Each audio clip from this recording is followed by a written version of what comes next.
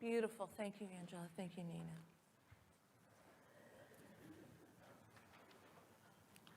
Certainly, if any of you have ever played by a stream or a river or a lake, you know that that river rock is smoothed out by the force, the movement of the water that over time smooths out all the edges.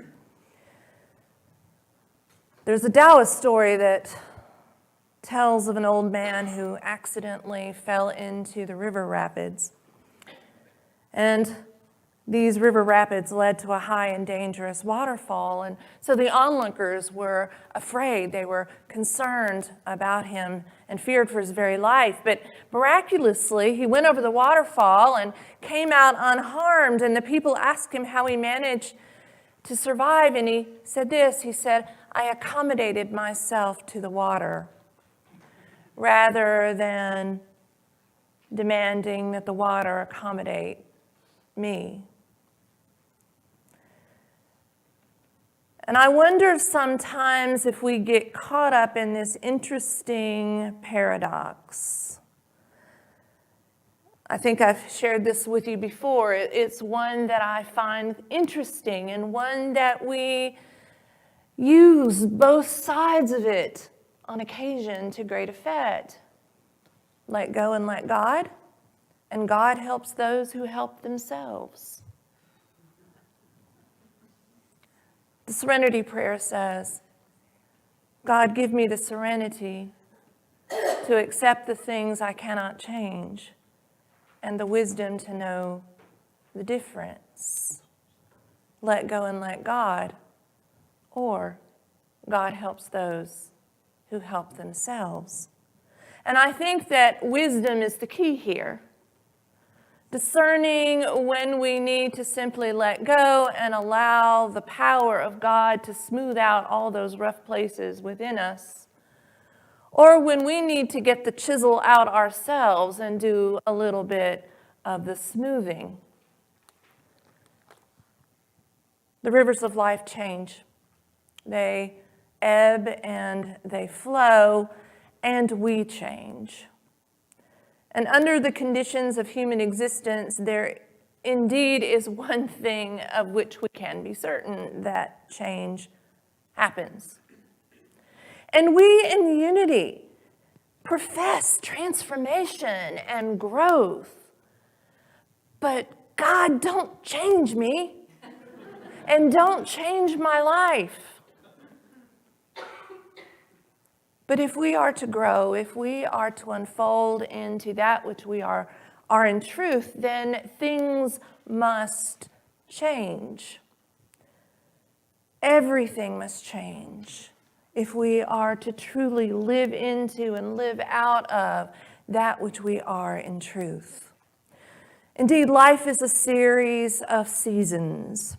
When I was working at the college, I would talk to the students all the time. They would come into my office about 4 o'clock in the afternoon when their classes were winding down, before they were going off to the dining hall for dinner. I would have 10 or 12 students in my office in the chapel, and they would tell me about their day. And often they would say, "Man, this adulting is hard. You have to get yourself up in the morning. You have to learn about paying bills and being responsible with your money and your finances, learning how to navigate this life of being an adult." Seasons change. The seasons and the epochs of life change. Relationships change. They grow. And depending on whether growth is experienced, we may only abide in them for a season. Indeed, to everything there is a season, and the times they are a-changin. It seems to me right now, and I have said this over the decades of my life, that it just seems like there's change is accelerating. And I don't know if it has to do with a certain level of maturity or if it's true. But it just seems like change is happening, it's occurring in some sort of accelerated manner, particularly right now. And perhaps that means that there's something under it pushing it up. There's something under it bringing it up into the light for healing. And while I can stoically admit that that's true, I can also admit that there's a little anxiety around all of that. Sometimes it's scary. Sometimes it's unsettling. And sometimes because of that anxiety and that worry and that fear, to name it for what it is, in us, because we have a fear of the unknown. When old maps were drawn, there were these dragons on the edge of maps. They represented the scary parts of the world, the terra incognita, the unknown world, right? And we're like that. We don't want to explore those unexamined and unexplored places within us because there's fear that keeps us stuck. And it becomes painful and even confining. And yes, change can be scary and unsettling and anxiety-laden. And sometimes we experience change because of something that is entirely outside of our control. Sickness or the loss of someone that is dear to us, someone that we love, our beloved.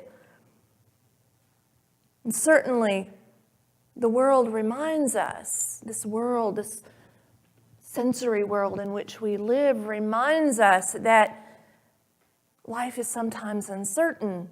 But there is one thing of which we can be certain, that the God within us is unchanging, that God is constant, that God is steadfast. And at the intersection of that understanding that change is part of what it means to live in this human existence, in this world, and this understanding that God is unchanging and eternal, at the intersection of that is an opportunity for us. Because without change, we cannot grow. We stay the same, right?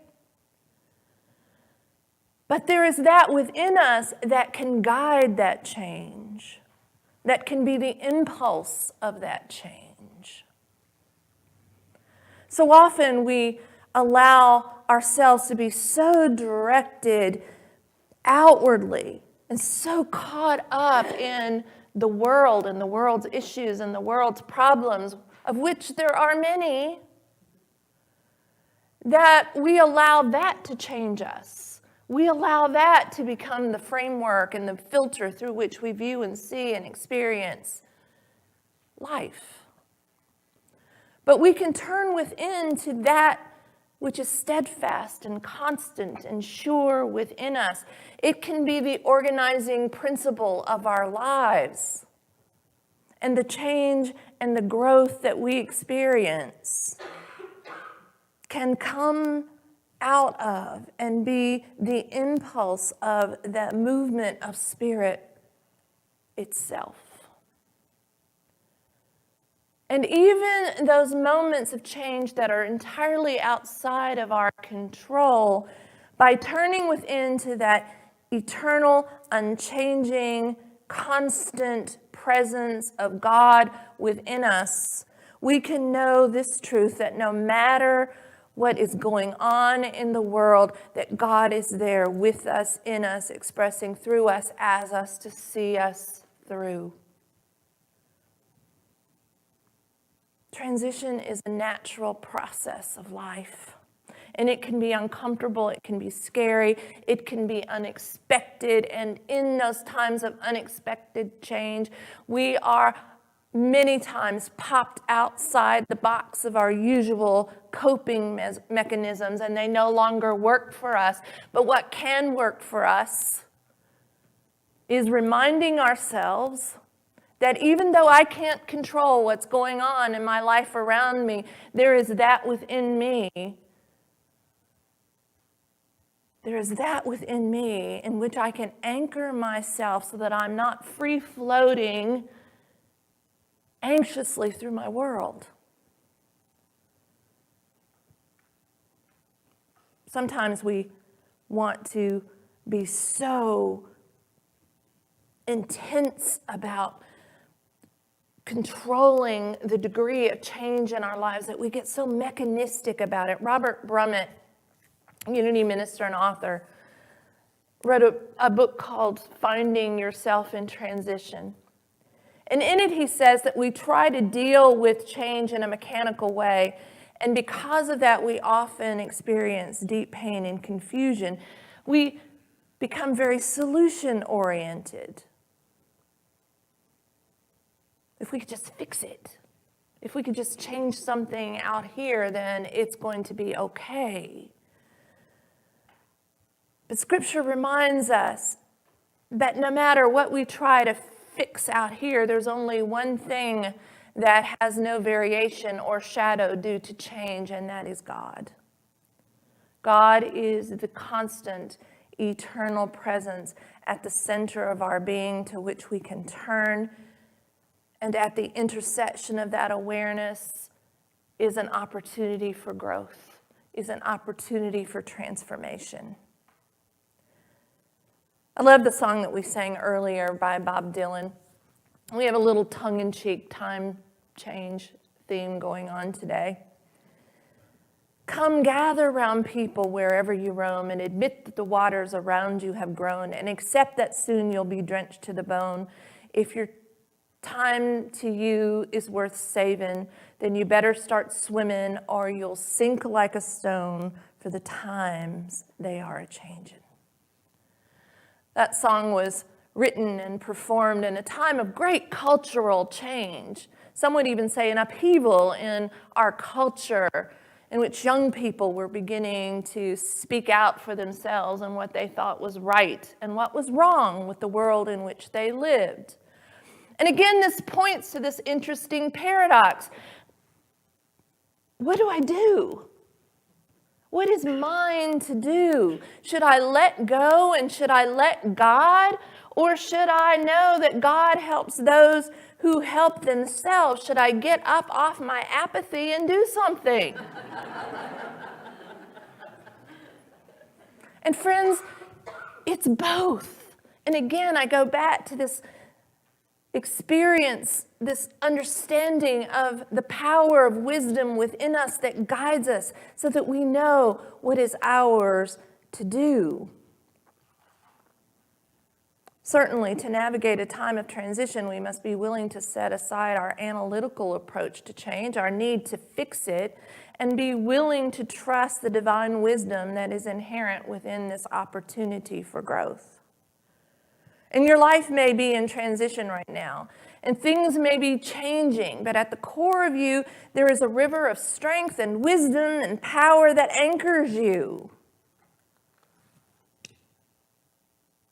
And if there's some emotional pain that you experience when you think about the change, when you think about what's occurring in your life, this moment of transformation or transition, or this time, this season of change, then that pain can be an indicator that you're breaking through the shell of resistance in your own being, to sort of tie us back into last week's lesson.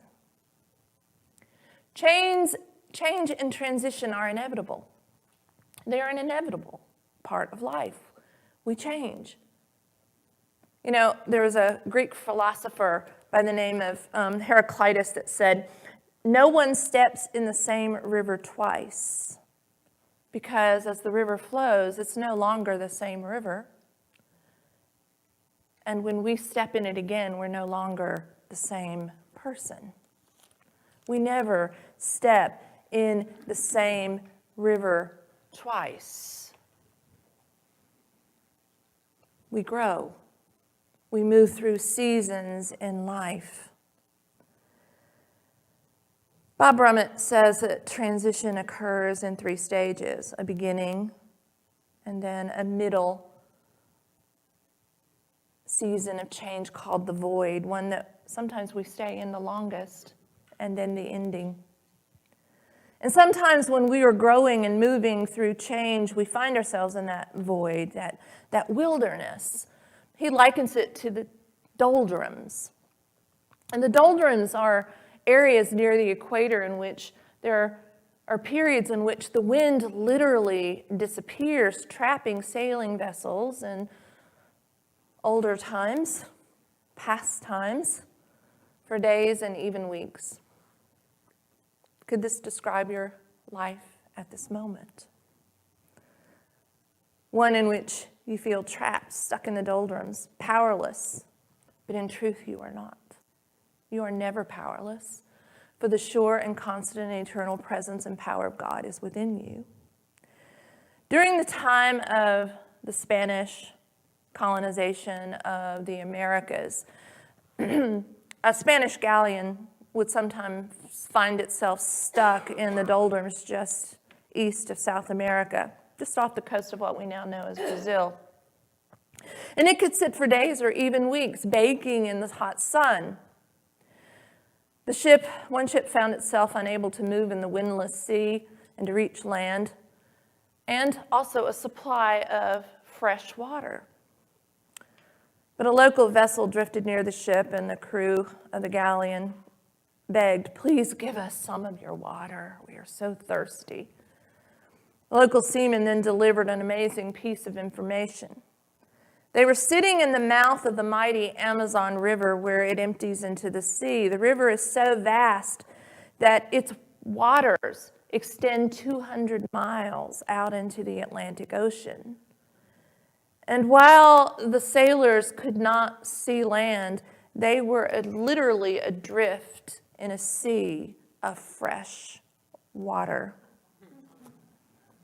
But they believed themselves to be helpless when they were literally surrounded by what they needed all along. Even if you are in the void, even if you feel that you are in the wilderness, even if you feel that you are in the doldrums, you are not helpless, because you are adrift in a sea of divine consciousness and possibility and potential and opportunity. In fact, you are immersed in it. You have exactly what you need. Just lower your bucket deep down inside of yourself and find that wellspring of life and wisdom and power and strength and order and zeal and all of those things that you need. And remember the words of Emily Cady, that your extremity is God's opportunity. Again, at the intersection of your understanding that God is that which is constant and eternal and sure within you, and the experience of change, this current season of your life is an opportunity. Your extremity is God's opportunity. She continues and she says, the more that we are cut off from human help, the greater claim we can make on divine help. God is your strength. God is your strength. God is unfailing.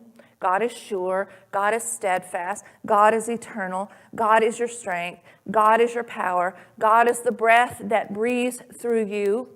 God is the breath that moves you out of the doldrums of life into a new experience. The perfect breath of God is waiting to move you out of the doldrums. Your time of change and transition can even enlarge your experience of God, especially if nothing else seems to be working for you. And it seems like in that moment when we accept the things that we cannot change, that the last bits of resistance fall away, and that which is blocking the movement of God in us finds a way to get through us and into our lives. I'm always amazed and astounded by the divine order that moves in and through these processes of life and through these seasons of life. And sometimes hindsight is our best friend in those situations. There's a great story in 2 Kings chapter 18. It's a story of the besiegement of Jerusalem. It's about 700 BCE. The Assyrians to the north of Judah had come to lay claim to Jerusalem. They were conquering towns and villages along the way, and they'd come to this walled city of Jerusalem, and they were knocking on the door saying, "Give up, your God cannot help you. Give up." Now, Hezekiah did a couple of things. If you go to Jerusalem today, you can still see Hezekiah's tunnels that he built under the walls to bring fresh water into the city to prepare for the possibility of being besieged. But Hezekiah did something else. As the army, the great army of the Assyrians, were outside the gates of Jerusalem, demanding that the people give up because, after all, their God was not powerful enough to change, to save them, Hezekiah told the people this. He commanded them, "Be silent and answer not a word." From that experience, the psalmist wrote the 46th Psalm, one of my favorites. And it goes like this: God is our refuge and our strength, a very present help in trouble.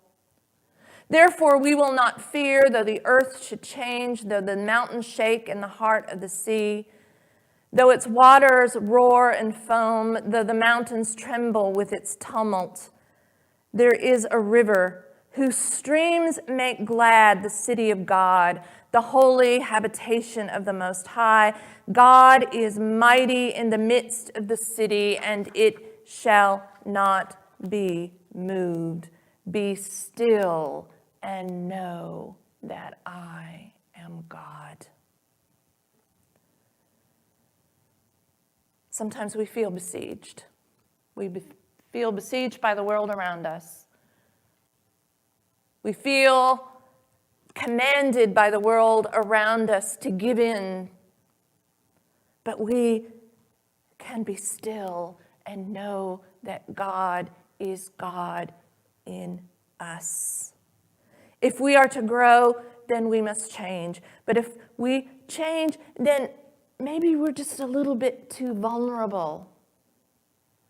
But in the vulnerability, in the intersection of that vulnerability and the affirmation that God is an unchanging, eternal presence and power within us, in that intersection of that awareness, there is an opportunity for growth, for God to shape and mold us, and to move that experience out into the world to shape and mold it as well. As I listen to the news and I hear all the news about the coronavirus, about what's going on in the world, I feel that anxiety ratcheting up within us. But I remember Hezekiah's example. There are things that we can do.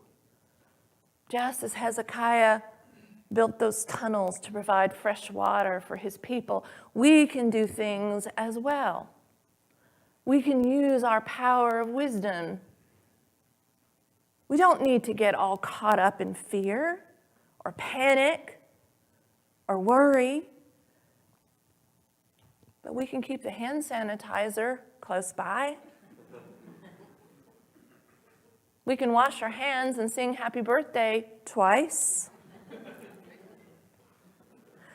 We received some information from Unity Worldwide this week about what churches need to start thinking about.